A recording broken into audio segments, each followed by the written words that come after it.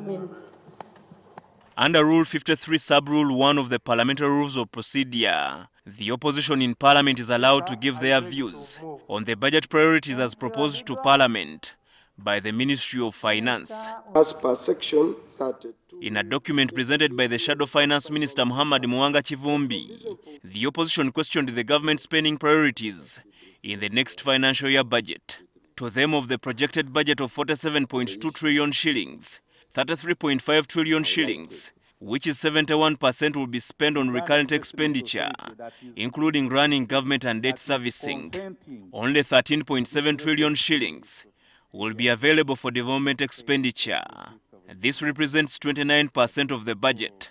After offsetting debt management costs and public servants related costs, only 15.58 trillion will be available as discretionary resources. Okay, if you look at the discretionary expenditure of 15.5 trillion, because of the in-borrowing, the domestic in-borrowing by government, project support which is external, unreliable, refinancing.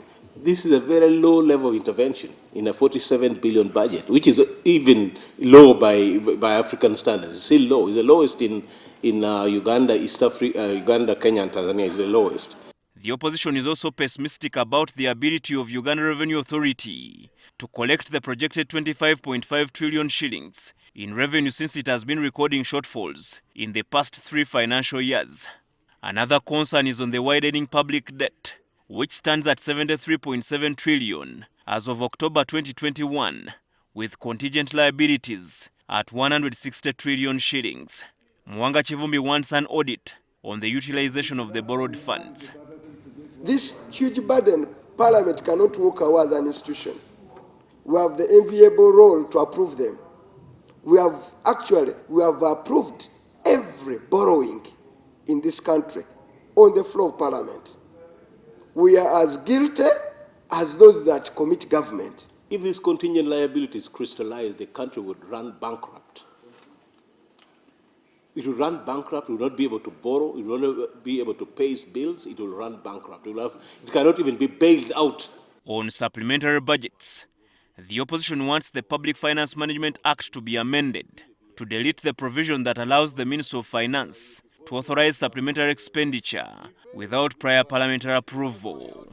The proposals of the opposition will be processed by the Budget Committee.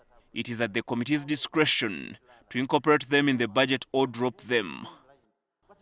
Herbert Ziwa, NTV at Parliament. That they are going to pay money.